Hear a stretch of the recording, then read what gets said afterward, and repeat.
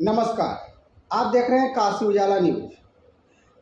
आज हमारी मुलाकात नेशनल इक्वल पार्टी के राष्ट्रीय अध्यक्ष माननीय शशि प्रताप जी से होने जा रही है और बातचीत हम करेंगे जो इस वक्त जो चहल पहल हो रही है उपचुनाव को लेकर के 10 विधानसभा का चुनाव होने वाला है और उसी पे हम चर्चा करेंगे।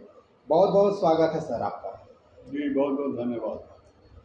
जिस तरह से अगर देखा जाए तो उत्तर प्रदेश में एक बहुत हलचल सी मची हुई है 10 विधानसभा का जो चुनाव होने जा रहा है, इस पर क्या कहना चाहेंगे? देखिए, उत्तर प्रदेश में 10 विधानसभा चुनाव उपचुनाव होने जा रहा है और यह पहली बार है कि उपचुनाव में इतनी देरी हो रही है। नहीं तो यह सरकार जब से आई है तब से तुरंत उपचुनाव कराती है। लेकिन सरकार को कहीं न कहीं डर है लोकसभा चुनाव में हार को लेकर कि तत्काल तुरंत चुनाव कराना जोखिम भरा हो सकता है। इसलिए सरकार इसको डिले कर रही है और हमें लगता है कि यह चुनाव जो है हरियाणा के आम चुनाव के बाद अक्टूबर के बाद ही कराएगी, क्योंकि सरकार को डर है कि 80 के 80 जीतने वाली लोकसभा सीट वो 33 पर आकर अटक गई और 37 पर इंडिया गठबंधन 37 से 5 42 पे पहुँच गई। तो सरकार अभी भयभीत डर रही है चुनाव कराने से। और उपचुनाव लोग कहते रहे पहले से कि सरकार का चुनाव होता है। जैसा कि मैंने अभी बीच में एक वीडियो देखा था माननीय ओम प्रकाश राजभर जी का कि उन्होंने कहा कि सब लोग जानते हैं, जनता जानती है कि उपचुनाव सरकार का होता है। तो मैं उनको यह बता देना चाहता हूँ कि पिछले कार्यकाल में उपचुनाव 3 लोकसभा का हुआ था, तीनों लोकसभा हार गए थे। यहाँ तक कि गोरखपुर योगी जी का क्षेत्र वो भी हार गए थे। उप मुख्यमंत्री केशव प्रसाद मौर्य और काबिल से हार गए थे। तो पहले और अब में बहुत अंतर हो गया है। अब कोई कहे कि उपचुनाव सरकार का होता है, कोई भी चुनाव जनता का होता है, सरकार का नहीं। सरकार क्या करेगी?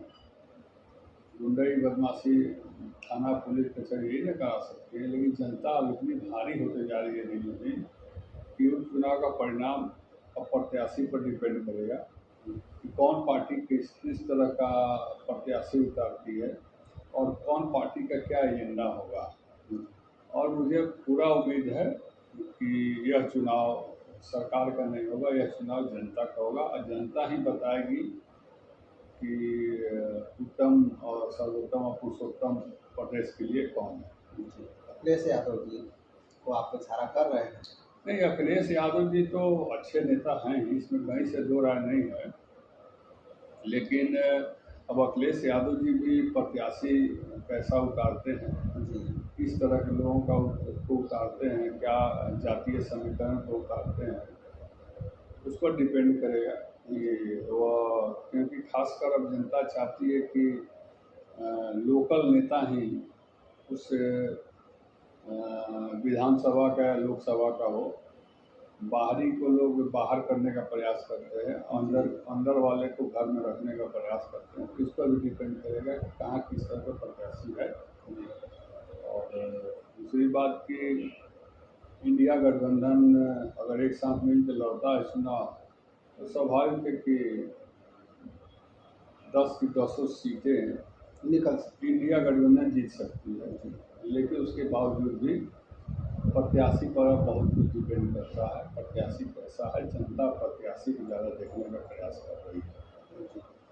और जिस तरह से मझवा का जो उपचुनाव है वो बड़ा टिपिकल दिखाई दे रहा है।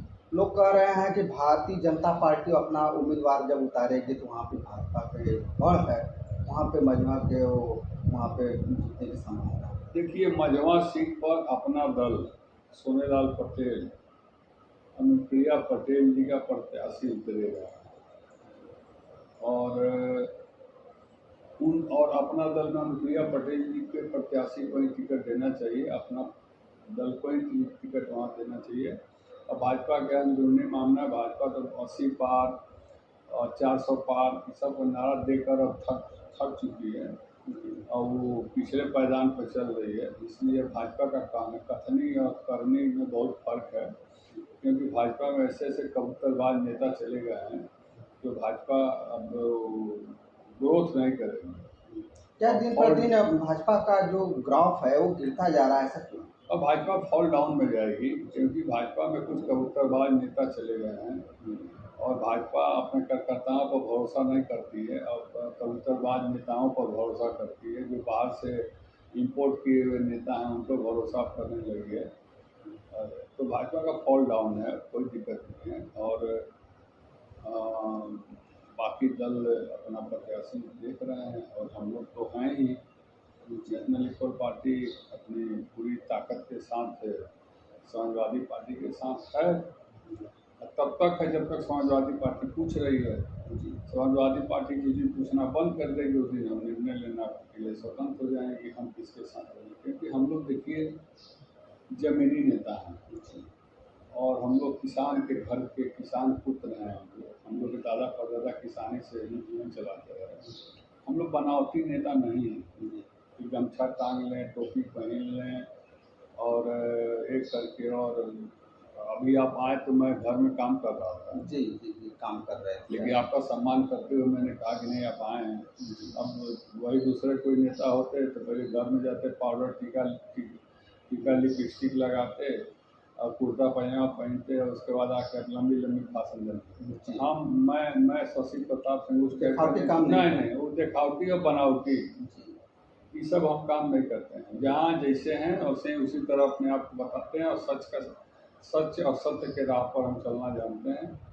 और बिना लोभ लालच के एक चीज़ आपको बता दें, शशि प्रताप सिंह जन्म लिया लक्ष्य की ओर बढ़ने के लिए, बिना लोभ और लालच के। और जो लोभ और लालच लेके लक्ष्य की ओर बढ़ता है उसको लक्ष्य कभी मिलता नहीं है। इसलिए मैं कोई बनावटी और दिखावटी नहीं हूँ। मेरे दोनों भुजाओं में, बाजुओं में जितनी ताकत है उतनी ताकत से मैं सामाजिक काम, सामाजिक सेवा और राजनीति को करता हूँ। और जो सत्य है उसको बताता हूँ और जो गलत है उसको भी बोलता हूँ। मैं न बोलने से डरता हूँ न किसी से डरता हूँ सिवाय भगवान जी। और जिस समय उपचुनाव का जब घोषणा होगा तो नेशनल इक्वल पार्टी का क्या रोल होगा?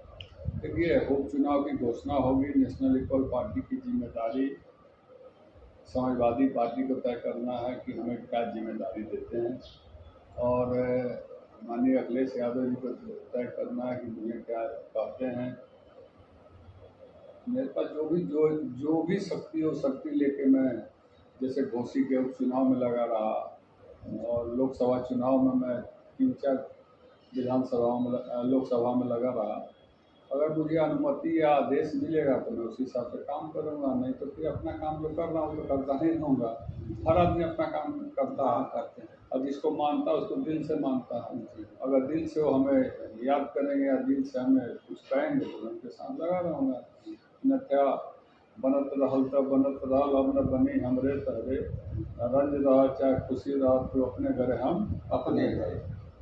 और जाते जाते सर हम आपसे एक लास्ट सवाल पूछेंगे कि क्या अपनी जनता को क्या संदेश देना चाहेंगे? जनता को देखिए, मेरा हमेशा से संदेश रहा, नेशनल इक्वल पार्टी का भी यही संदेश रहा, पढ़ोगे लिखोगे बनोगे नवाब, खेलोगे कूदोगे हो जाओगे खराब। इसलिए पढ़ाई पहले, शिक्षा पहले, एजुकेशन फर्स्ट। हर गार्जियन को, हर माँ बाप के लिए मेरा संदेश आज से नहीं शुरू से रहा है, चाहे मैं जहाँ भी रहा हूँ। शिक्षा ही एक ऐसा हथियार है जिससे आप बिगड़े को बना सकते हैं और नहीं है तो उसको अपने घर परिवार के साथ लेकर आगे बढ़ा सकते हैं। इसलिए शिक्षित रहिए, शिक्षित बनिए, शिक्षित बनाइए, यही हमारा संदेश है। जी, अभी बात हो रही थी नेशनल इक्वल पार्टी के राष्ट्रीय अध्यक्ष शशि प्रताप जी से कि जो शिक्षा की वो शेरनी का दूध है, जो पिएगा वही दहाड़ेगा, उसी तर्ज पे नेताजी बोले हैं। तो अगर वीडियो अच्छा लगे तो लाइक और सब्सक्राइब जरूर कीजिएगा। फिर मिलेंगे नए वीडियो के साथ। नमस्कार।